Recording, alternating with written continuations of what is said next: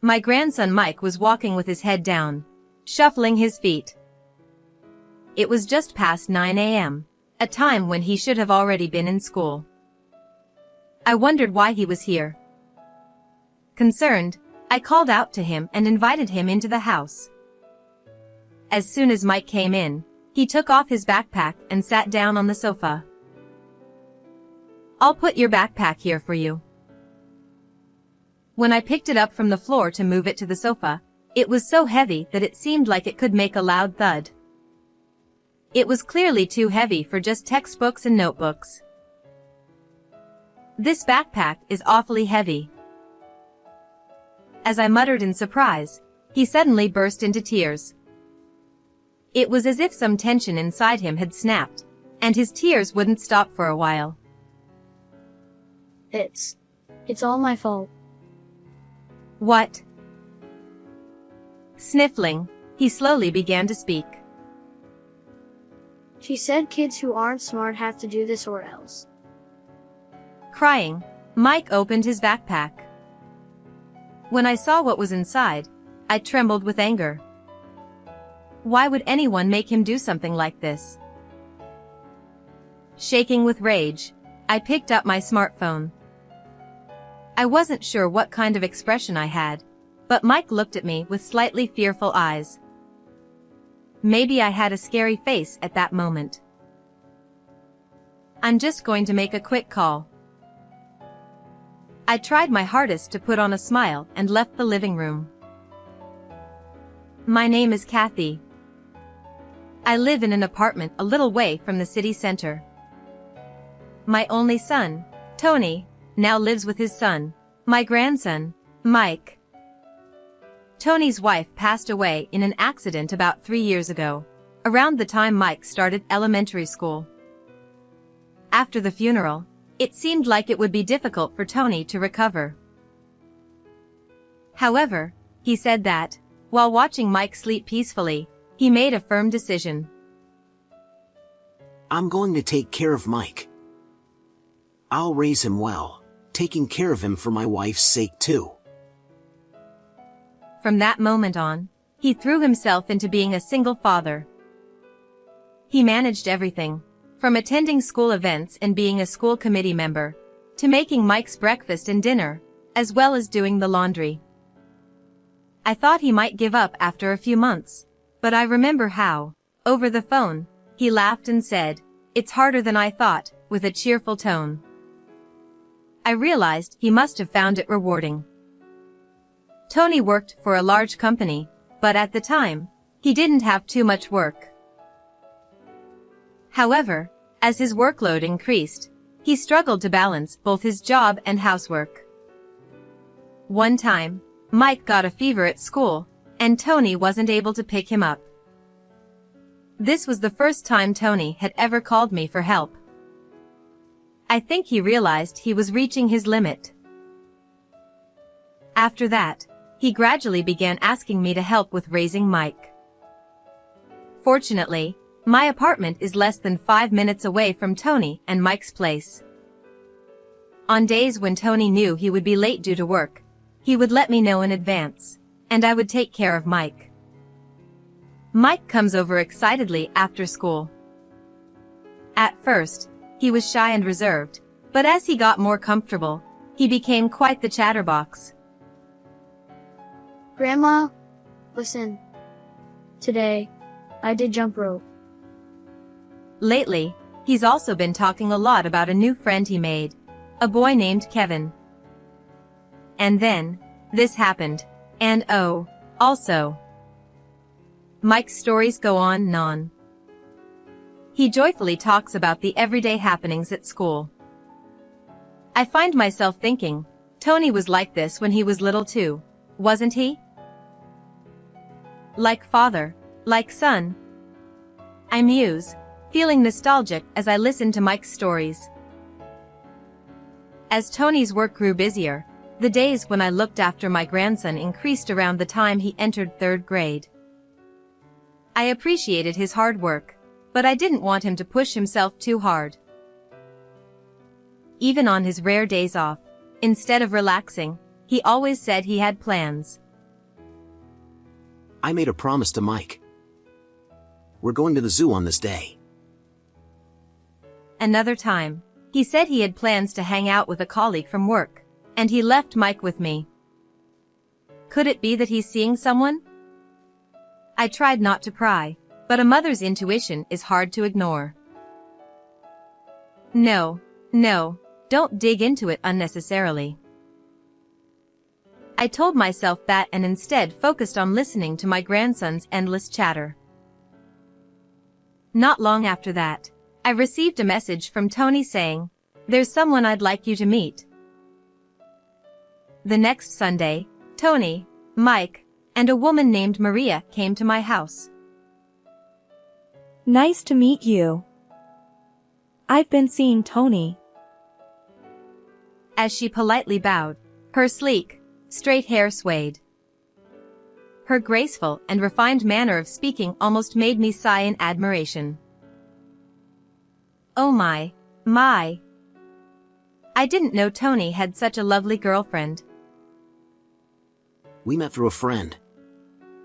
We've been dating since around last year, and I'm thinking about remarrying. Remarrying? But what about Mike? I've already met Mike several times.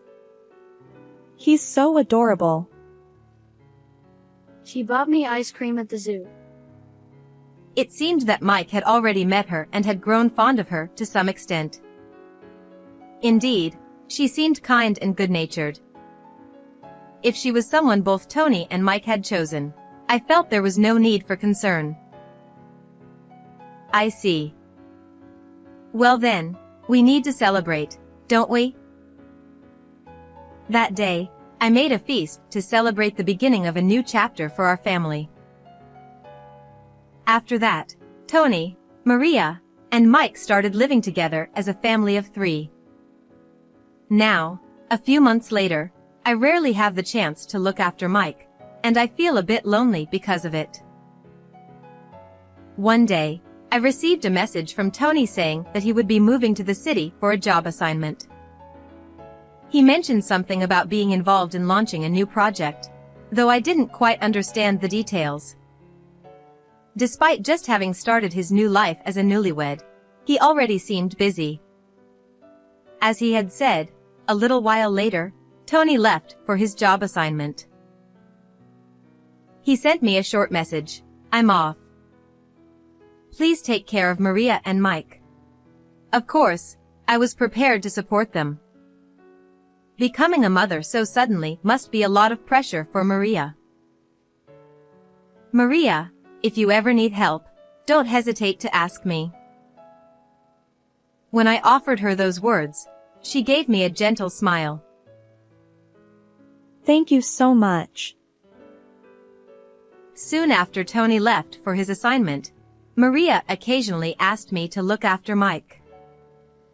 I was happy to have more opportunities to see my grandson. I gladly accepted, thinking it would be nice to hear Mike's stories again, just like before. I made it a habit to bake pancakes whenever it was time for Mike to come over after school. Grandma, I'm home. Welcome back. The pancakes are ready. I smiled as he shouted with excitement and sat down at the table. Grandma, listen. Today at school. As his cheerful chatter began, I listened attentively. That day, after finishing his pancakes, he did a bit of homework before heading home. On a warm spring day, as I gazed at the fluffy clouds in the sky, I was tidying up the garden. Our apartment complex has a shared garden, and every few months, it's my turn to help with the cleaning. The cleaning is simple, just picking up litter and sweeping around the flower beds. After finishing the sweeping, I happened to look up and saw Mike walking slowly with his head down. Judging by the direction he was coming from, it seemed like he was returning from school. But it was just past 9 a.m., a time when school should have already started, so I wondered why he was here. His expression was gloomy, and he didn't seem like his usual self. Concerned, I called out to him. "Good morning, Mike. Are you already on your way back?" Startled, he looked up at me, but with a downcast face, he shook his head. No. I left early because my stomach hurts. With just that, he turned his gaze away, clearly not wanting to talk, and trudged away slowly. Usually, he would happily call out, "I'm off to school," and leave with a spring in his step. But I had never seen him look as troubled as he did today. I hoped his stomach pain would go away soon, and with that thought in mind, I continued cleaning for the rest of the day. However, this wasn't the only time I saw him walking like that. On another day, when I went outside to take out the trash, I saw Mike again, walking with his head down. On yet another day, when I stepped out to clean, there he was, slowly walking along. His steps were heavy, and even from a distance, he looked tired and drained of energy. What's going on? It doesn't seem like he just forgot something. I also heard from other residents, who had seen him while cleaning the shared garden, that they'd noticed him walking by. They seemed to remember that Mike used to visit my room frequently. Ever since, whenever I looked outside around that time, I saw Mike trudging along, almost every day. I grew increasingly worried. Could something have happened at school? Now that I think about it, he hasn't come over to my house recently. It's been that way ever since the day he left school early, saying his stomach hurt. Could that be connected somehow? Concerned, I called Maria, and her response surprised me. He hasn't been going to school recently. What? Mike hasn't? I was taken aback by her casual response. She went on to explain that Mike would leave for school but just couldn't bring himself to go. Apparently, what should be a 10-minute walk home from school takes him 45 minutes. It was hard to believe just hearing it. But, thinking about the way he's been acting recently, it started to make sense. Did you ask him what's going on? Maria hesitated before saying, "Well, actually." He's been having a hard time keeping up with his studies, and I think that's why school has become tough for him. I gave a short acknowledgement, but Maria, on the other end of the phone, sighed as she said, "I want to help him, but..." There was something detached, almost indifferent, about the way she said it. It felt so different from how Tony would have reacted. Have you talked to Tony about this? I haven't told him anything. I want Tony to focus on his work. Maybe you should say something, at least a word or two? Or perhaps talk to his teacher? Kathy, you're being too meddlesome. Mike will figure things out on his own.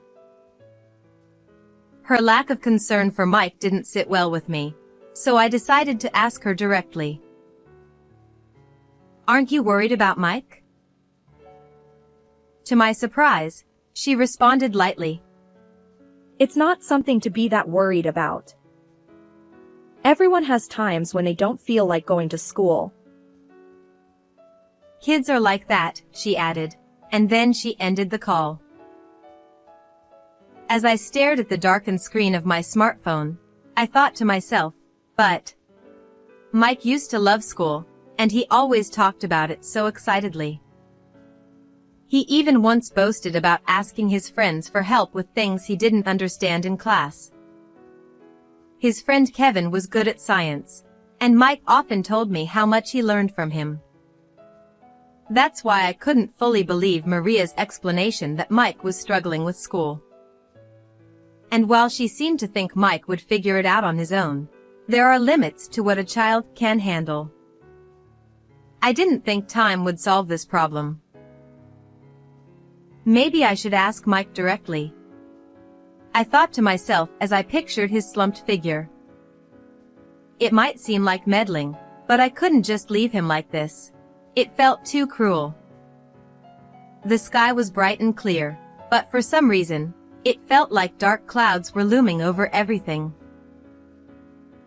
The day after I called Maria, I found myself standing by the flower beds outside my apartment early in the morning. From this spot, I could clearly see if Mike was walking by. It wasn't ideal to be waiting like this, but I felt I had no choice. After a short while, I saw him again, walking with his head down, just as I had seen him before. He looked thinner than the last time I saw him. "Hello, Mike," I called out. He looked startled and glanced up at me, still with a troubled expression. "Hey, why don't you stop by Grandma's place for a bit?" After a brief hesitation, Mike quietly nodded. The cheerful, energetic boy who used to greet me with a bright smile seemed to be gone, replaced by someone strangely quiet and subdued. I invited him into the house and sat him down at the living room table. "Let me take care of your backpack," I said, as I picked up the bag he had dropped on the floor. When I lifted it, it was so heavy I thought it would make a thudding sound. Could a backpack full of textbooks and notebooks really be this heavy? "This bag is awfully heavy," I muttered in surprise, and at that moment, Mike burst into tears. It was as though some string of tension had snapped inside him, and his tears wouldn't stop for a while. I gently rubbed his back, waiting for him to calm down before asking what was going on. It's all my fault." Sniffling, he started speaking bit by bit. "What?" Mom says I have to use a dictionary because I'm dumb. As he spoke, he opened his backpack, revealing several dictionaries inside. I took them out, an English dictionary, a history dictionary, and a dictionary of English idioms. Even though they were used for school, this was far too much. "And you've been carrying all this around?" Mom said that kids who aren't smart have to do this, or they'll never get better. According to him, it started with just the English dictionary, but then, at some point, Maria added the history and idiom dictionaries. It shocked me to hear that Maria had forced him to carry so many dictionaries. This weight was far too heavy for any elementary school student to carry. When Mike complained that his shoulders hurt, I had him take off his shirt, and I saw the red, raw marks on his shoulders where the backpack straps had rubbed against him. It was a painful sight. "That must have been hard for you." "Why?" I didn't want to carry all these dictionaries. "You don't need these, right? Aren't there tablets or something you can use instead?" Yeah. But Mom says using paper dictionaries makes me smarter. That's what Maria had told him, and that's why he had reluctantly stuffed his bag with dictionaries. From what I was hearing, this felt less like strict parenting and more like harassment. I couldn't understand what was driving her to do this, but I knew one thing: it was unacceptable. Shaking with anger, I grabbed my smartphone. I had no idea what kind of expression I was wearing, but Mike looked at me with slightly fearful eyes. Maybe I had a scary look on my face. "Grandma, what's wrong?" "Nothing, sweetie. I'm just going to make a quick call." I forced a smile and left the living room. After taking a deep breath, I called Maria. After a few rings, a lazy-sounding voice answered, "Hello, Maria? Can I talk to you for a moment? I asked, trying to keep my trembling voice in check. In the background, I heard a faint, and a man's voice that I didn't recognize. Now's not a good time. It's nothing. Forget about it. With that, she abruptly hung up the phone. The first part was clearly directed at me, but the latter half seemed to be spoken to the man nearby. Who could that have been? It definitely wasn't Tony's voice, and besides, Tony was away on a work assignment. Puzzled, I returned to the living room, where Mike began to speak. His words shocked me to the core. Maria had been bringing a man, who wasn't Tony, into the house while Mike was at school. Mike found out about it one day when school ended early. Ever since then, he had been spending most of his afternoons at the park, trying to kill time. She had also been imposing food restrictions on Mike. Taking advantage of Tony's absence, she had started slacking on meals. When Dad was here, she would make omelets or whatever I wanted. He said this, his head hanging low. Apparently, Maria had told him that if he ever told anyone about the situation, she would never cook for him again. So, he kept quiet, enduring his hunger. That day, when I saw him walking past while I was cleaning the garden, he must have been hiding his discomfort. In a world where he should have been eating until he was full and enjoying school, he was instead growing thinner, walking back and forth between school and home with painful marks on his shoulders. What kind of person would subject a young child to this? My anger flared up even more as I trembled, clutching my smartphone. Mike. Grandma is going to your house now. I'm going to have a talk with Maria. But she told me I'm not allowed to go in if a man's there. Don't worry, leave this to Grandma. I borrowed Mike's spare key and told him to stay here while I headed out of the apartment. Tony's apartment was right nearby. I used the key Mike had given me to enter. Wah. Kathy? What are you doing here? I found myself face to face with Maria and an unfamiliar man standing in the entryway. It seemed she had been about to send the man off. The man gave Maria an awkward look, clearly hoping for her to provide some sort of cover. But before Maria could do anything, she tried to slip past me and rush out the door. Wait. I quickly grabbed her hand and pulled her back. Let go of me.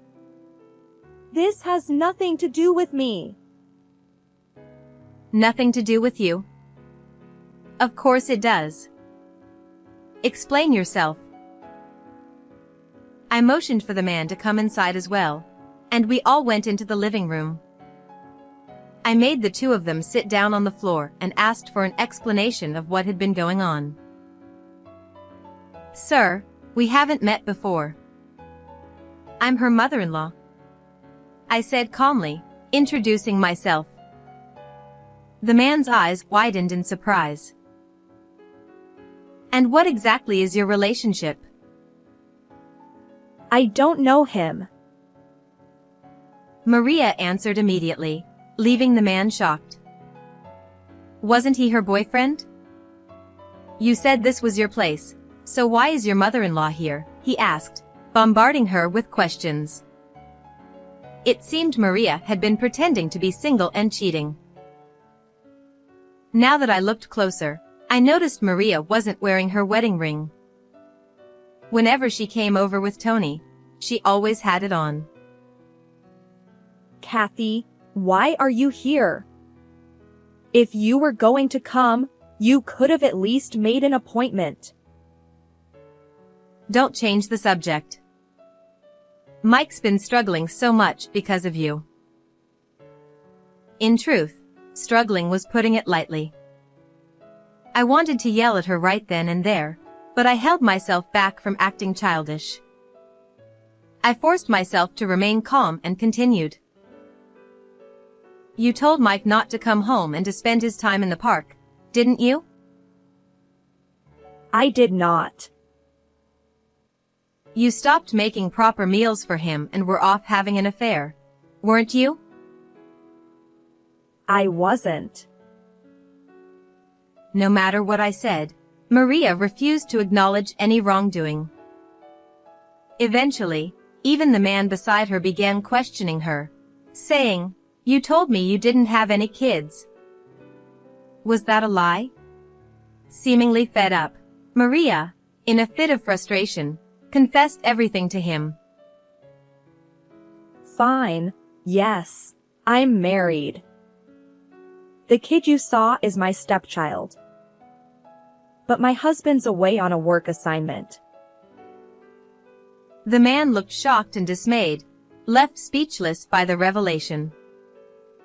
Maria turned her face away from him, wearing a smug expression. "I'm going to tell Tony about all of this," I said firmly. Do you really think he'll believe you?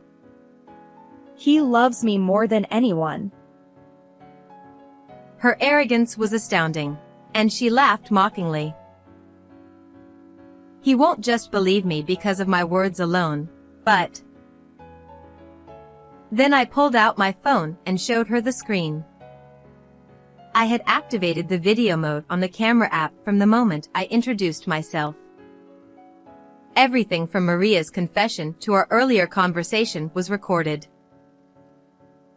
This should be more than enough to convince him. I watched as Maria's face turned pale in an instant. No, please, delete that right now. Her voice shook, on the verge of tears. But there was no undoing what had already been said. Whatever happens next, you'll need to discuss it with Tony, I said. I sent the video to Tony and left the apartment. As I reached the door, I could hear the two of them arguing, but I pretended not to notice. The day after everything came to light, Tony hurried back home. It just so happened that there was a long holiday weekend, so they spent 3 full days discussing everything as a family.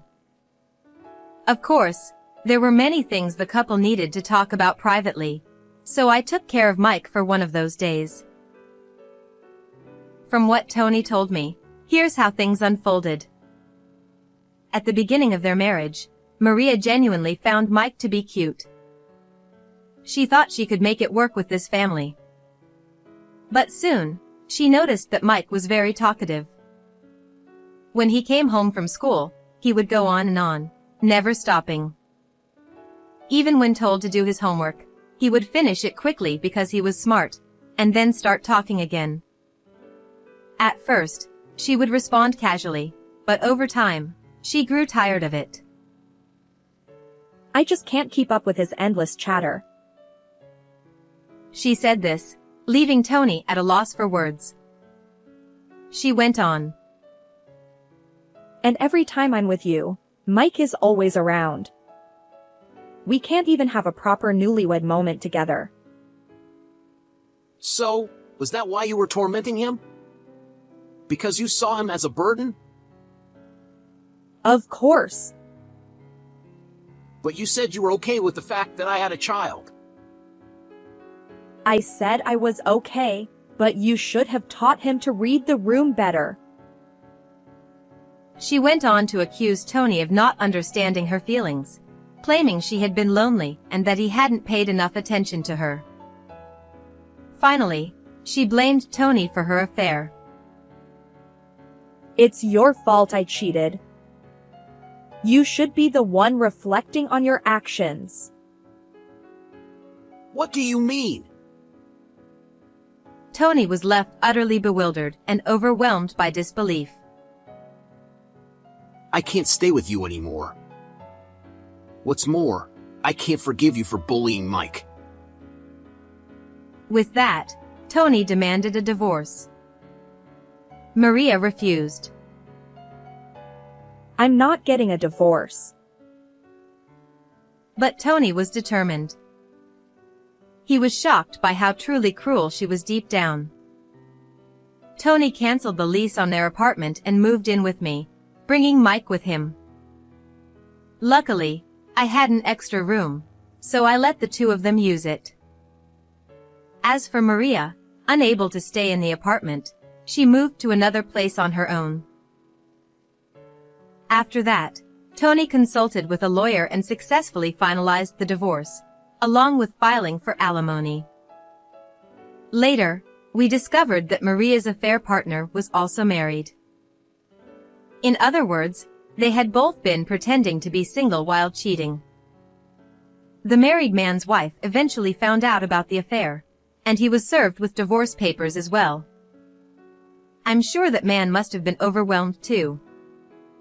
Both Maria and the man received alimony claims from his respective spouse. Maria, seeing an opportunity, tried to reconcile and get back together with her affair partner. However, the man rejected her, finding her unbearable. He reportedly told her that he couldn't be with a woman who could so easily pretend to be someone else. It was truly a case of karma.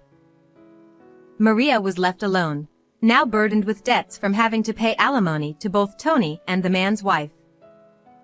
Crushed by the weight of her debt, she sometimes tries to contact Tony. But Tony, having no obligation to help her now that they are divorced, has coldly turned her away.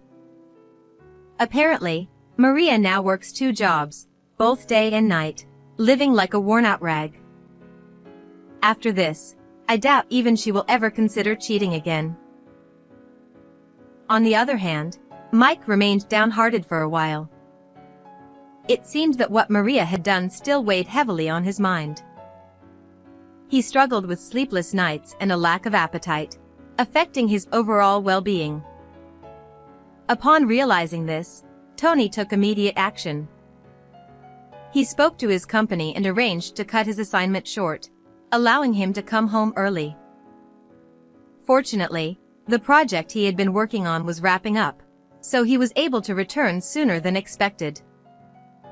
On weekends and holidays, he started spending more time with Mike, going out together and helping him with his studies.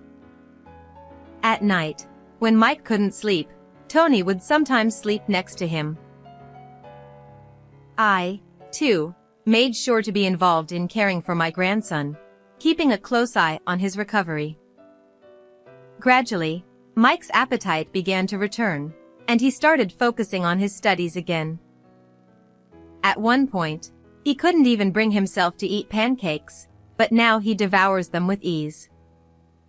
Tony and I both breathed a sigh of relief as we saw his appetite return. Mike, who had always been an active boy, even started jumping rope at the park again. Grandma, do you think I'll be able to play with Kevin again? He paused mid-jump, quietly voicing his concern. I reassured him.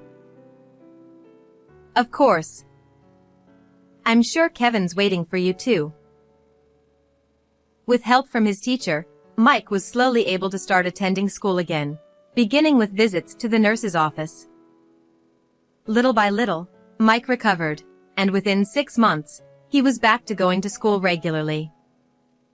He admitted he was nervous when he first stepped back into the classroom. But as he spent more time with his classmates, he quickly fit back in. When he came home, his face would light up as he excitedly recounted everything that happened during the day. Grandma, guess what? Today, Kevin and I played during lunch break. It seemed that Mike had rekindled his friendship with Kevin. Next month, there's going to be a birthday party, and Mike has been invited. That's wonderful. Have fun. I want to bring a birthday present. What should I get him? As I listened to each of his thoughts, I smiled warmly, grateful to see the return of the bright, cheerful Mike. I look forward to watching my grandson continue to grow and flourish. How did you enjoy today's story? Don't forget to subscribe to the channel. See you in the next video.